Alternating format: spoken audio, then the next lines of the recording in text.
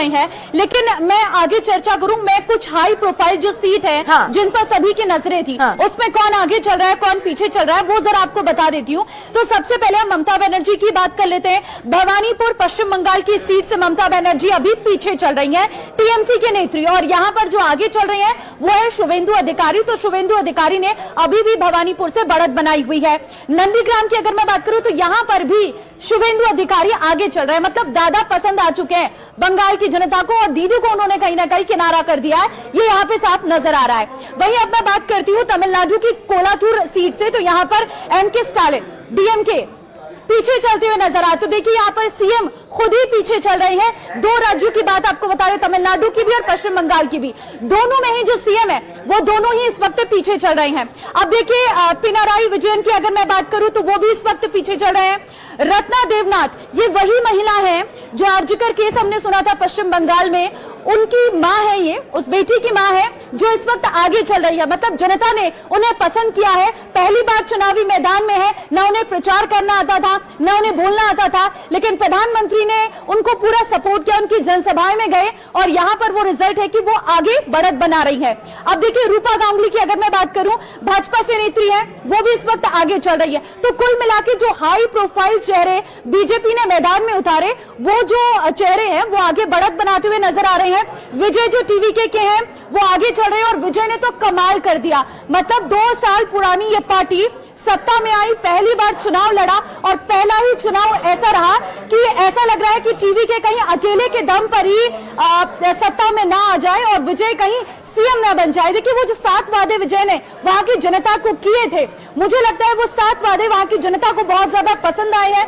वो जो manifesto TVK ने जारी किया था वो जनता को भा गया है, और जनता ने कहीं ना कहीं इसी वजह से टीवीके को अपनी पसंद बनाया। लेकिन डीएमके को सोचने वाला होगा कि डीएमके थर्ड मोस्ट पार्टी के तौर पर आ रही है, जहां पर टीवीके को थर्ड मोस्ट पार्टी देखने को मिल रहा था, वहां डीएमके की जगह ले ली है। इसके साथ ही अगर मैं हेमंत बिस्वा शर्मा की बात करूं, भाजपा के नेता, वो आगे चल रहे हैं। राजीव चंद्रशेखर की बात करूं, भाजपा से आगे चल रही है। अग्निमित्रा पॉल की बात करूं, आगे चल रही है। हुमायूं कबीर पीछे चल रहे हैं। रेजीनगर पश्चिम बंगाल से विजय आगे चल रहे हैं, और गौरव गोगोई कांग्रेस के नेता, वो भी इस वक्त पीछे जाते हुए नजर आ रहे हैं। तो अधीर रंजन चौधरी कांग्रेस के बड़े नेता, वो भी इस वक्त पीछे हैं। उदयनिधि स्टालिन पीछे चल रहे हैं, डीएमके के नेता, और इसके साथ ही एन रंगास्वामी वो भी पीछे चल रहे हैं। तो ये हाई प्रोफाइल नाम थे मन्नू, जिन पर सभी की नजरें थी कि कैसा रिजल्ट आएगा, क्या ये अपनी सीट बचा पाएंगे या नहीं। तो रुझान जिस तरीके से अभी तक सामने आया, मुझे नहीं लगता कि जो बड़े नेता है बाकी के पार्टी के, बीजेपी को छोड़ के बड़े नेता कहीं ना कहीं पीछे जा रहे हैं। और इसके पीछे का कारण है वो प्रधानमंत्री की धुआंधार रैली। बीजेपी इस बार पूरी तरह से आश्वस्त थी कि बंगाल में तो इस बार सत्ता में आना ही आना है, 200 पार का नारा दिया है। अब सबसे दिलचस्प यहाँ पर मन्नू देखना यही होगा कि वो 200 पार का नारा क्या वो सही साबित होता है, बीजेपी इस 200 को क्रॉस कर पाती है नहीं। देखिए वो सत्ता में आ रही है, ये तो अभी तक रुझानों में सामने आ ही चुका है। तो जाहिर तौर पर बीजेपी की महासुनामी है, और पश्चिम बंगाल में भी लहर दिख रही है बीजेपी की। अब जरा अरबाज का भी हम रुख कर लेते हैं। और अरबाज, चूंकि हमें दिख रहा है कि आप बैठे हैं यहाँ पर खासशेवाज के साथ, जरा बातचीत कीजिए, क्योंकि सिर्फ उनके लिए जो एक अच्छी खबर आई है वो केरलम से ही सामने आई है। जी बिल्कुल, देखिए बातचीत करते हैं। 5 जो राज्यों के चुनाव हैं उसके ऊपर लगातार जो है निगाह बनाए हुए हैं। धीरे धीरे पल पल जो अपडेट आ रहे हैं, और प्रताप सिंह खाचरियावास वरिष्ठ नेता हैं कांग्रेस के, संवाद करते हैं। सर, किस तरह से अभी शुरुआती रुझानों को आप देखते हैं, जो नतीजे अब धीरे धीरे तब्दील होने लगे? देखिए, केरल में कांग्रेस स्पष्ट बहुमत की ओर आगे बढ़ रही है, और बहुत खुशी की बात है कि कांग्रेस और गठबंधन जीत रहा है केरल में। और सबसे बड़ी बात जो रिजल्ट आ रहे हैं उसमें ये मानकर चलना, आपके बंगाल की सारी स्थिति अभी स्पष्ट नहीं है, और जो तमिलनाडु का मैंने रिजल्ट देखा, वहां एक स्टार बड़ी तेजी से आगे बढ़कर सुपरस्टार बनने की तैयारी कर रहा है। तो ये मैंडेट जो आ रहा है, वो मैंडेट बीजेपी के लिए तो बहुत अच्छा वो संकेत नहीं है। बंगाल में बीजेपी जरूर आगे चल रही है, क्या स्थिति आती है ओवरऑल, क्योंकि आगे पीछे बहुत हो रहा है। ये शुरुआती रुझानों में ये मानकर चलना कि आप जहां एंटी इनकम्बेंसी सब जगह देखने को मिल रही है, केरल में लगातार 10 साल से सरकार थी यूडीएफ की, इसकी एलडीएफ की, लेफ्ट डेमोक्रेटिक फ्रंट की, और यूनाइटेड डेमोक्रेटिक फ्रंट हमारा आगे बढ़ रहा है। तो इसका मतलब कहीं ना कहीं एंटी इनकम्बेंसी वोट भी आ रहा है। तो कुल मिलाकर अभी स्थिति स्पष्ट हो जाएगी सारी, लेकिन जो रुझान आ रहे हैं उसमें केरल में हम आ रहे हैं, आसाम में हम हार रहे हैं, आसाम में बीजेपी बहुत आगे जा रही है आज अभी तक की पोजीशन में। अब जो पूरे रिजल्ट सामने आ जाएंगे, मेरा ही मानना, अब जनता ने जब मैंडेट दे दिया, मैंडेट का रिजल्ट आ जाए तो उसके बीच में क्या बोल सकते हैं, उसको स्वीकार करना सबकी जिम्मेदारी है। हाँ, ऊपर नीचे कितना होता है अब ये 1-1.5 घंटे में स्पष्ट हो जाएगा।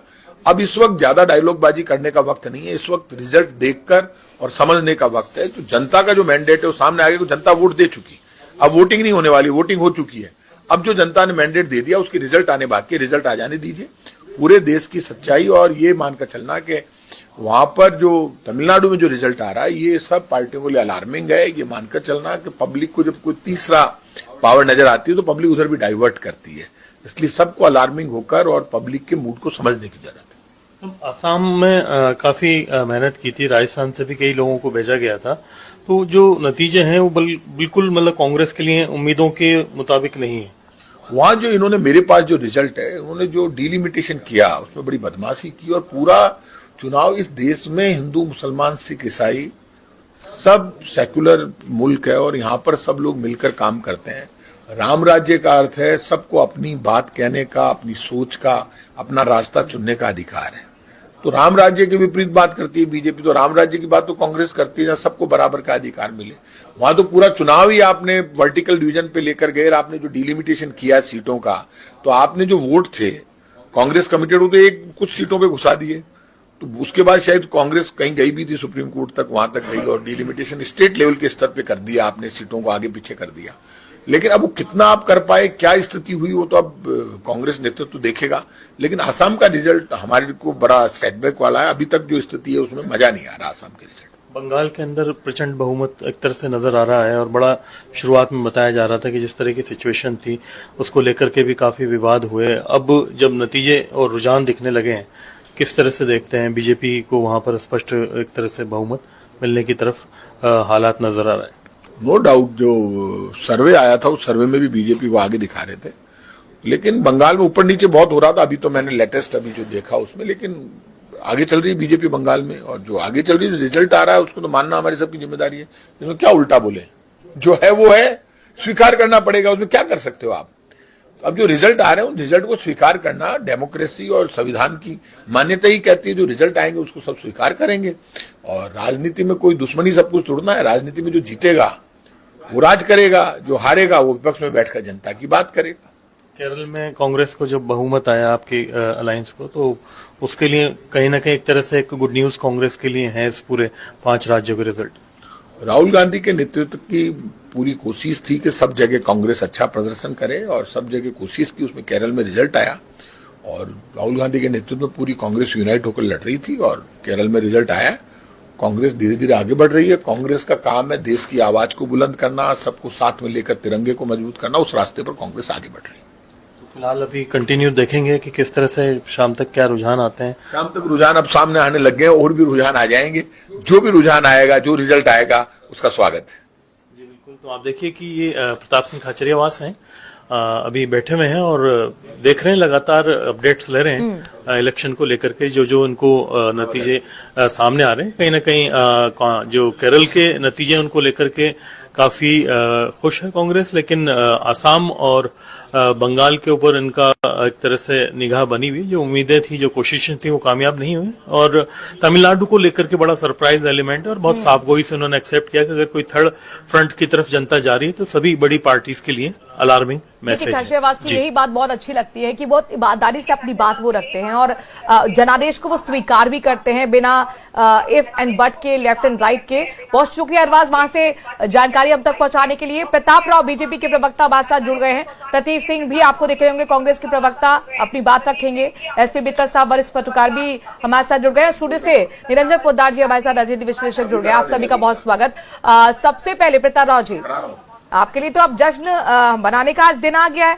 असम में तो आप कॉन्फिडेंट थे, पश्चिम बंगाल में भी मान लीजिए कि आपकी लहर ही चल रही है।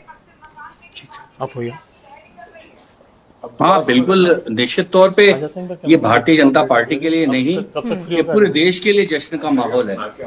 जिस तरह से पश्चिमी बंगाल में आतंक का राज था, जो हालात बना दिए गए थे पश्चिम बंगाल के, जो कभी भारत का सरताज था, जो भारत में कभी सिरमौर था, उसकी जो दुर्गति कर दी गई थी पिछले दशकों से, उस दशकों से एक दुर्गति के से उबरने का ये एक बहुत बड़ा मैंडेट आया है।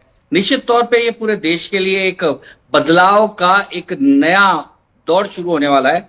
पश्चिम बंगाल वो है जहां से पूरे देश को क्रांति के समय या संक्रांति के समय या जब देश में सांस्कृतिक क्रांति हुई उसके समय जो नेतृत्व मिला, हाँ। ऐसे प्रदेश में लंबे समय तक गुंडों का राज रहा, सनातन विरोधियों का राज रहा, देश विरोधियों का राज रहा, देश के खिलाफ माहौल रहा। और ऐसे में हमारे लिए, भारतीय जनता पार्टी के कार्यकर्ताओं के लिए, देश के लोगों के लिए एक बहुत बड़ी सुखद खबर है कि वहां से उस दुशासन के राज का अंत हो गया जिसकी आशा लंबे समय से देश के लोग पाले हुए थे। और बड़ी बात निश्चित ये तौर है पे कि जिस तरह भवानीपुर से में भी देखिए ममता बनर्जी पीछे चल रही है, शुभेंदु अधिकारी आगे चल रहे हैं। इस पर भी मैं प्रतिक्रिया लूंगी, लेकिन प्रतीक जी से मुझे लगता है कि एक प्रतिक्रिया लेना बेहद जरूरी है। प्रतीक जी, क्या हो गया तमिलनाडु में? तो एक बहुत बड़ा सेटबैक आपके लिए हो गया। कम से कम यहाँ तो आप शुरुआती रुझानों में दिख रही थी डीएम के आगे चल रही है, लेकिन अब तो वो तीसरे नंबर पर खिसक गई है।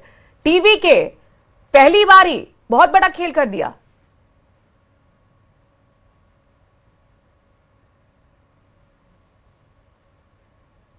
ऑडियो नहीं मिल रहा प्रतीक जी, अनम्यूट कीजिए अपने आप को। अब मेरी आवाज आ रही है? हाँ जी।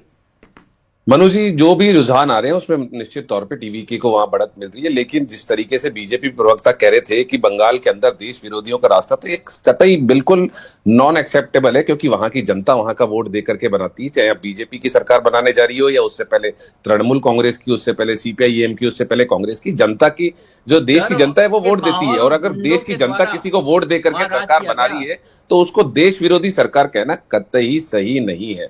मैं तो यही कहूंगा। और क्योंकि एक बार नहीं, लगातार सरकारें रिपीट हुई हैं, चाहे कांग्रेस की हुई हो, चाहे थे आप सीपीआई की हुई हो, चाहे तृणमूल कांग्रेस की हुई हो। और कांग्रेस के लिए एक अच्छी बात है कि हम केरला के अंदर सरकार बनाने जा रहे हैं। और तमिलनाडु के अंदर भी आप देखिए बीजेपी की हालत तो क्या है, एक सीट पे बीजेपी अभी लीड कर रही है।